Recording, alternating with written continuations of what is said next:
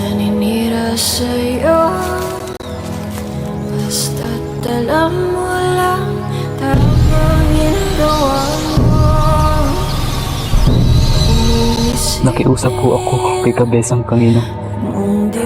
Kung maaari ho sana, Besa, wika ko sa kanila. Kung maaari ho sana, huwag naman ninyo ho akong paalisin sa aking saka. Patay po ba, Tata Selo?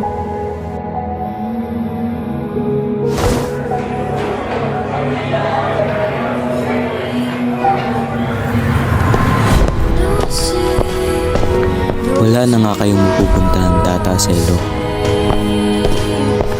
Si Kabesa kasi ang nagrekomenda kay Chip eh. Pinaalis na ako sa aking saka eh. Sabi, ang wika ay iba na ro ang magsasaka roon eh.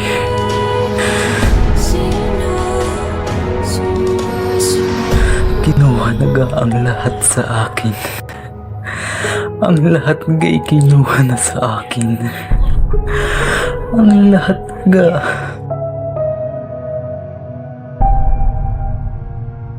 Ituloy mo lang kung ang gusto mo. Umuwi ka na, Saling. Pabayaan mo na, Saling. Huwag. Huwag na huwag kang magsasabi, Saling. Umuwi ka na, Saling. Umuwi ka na.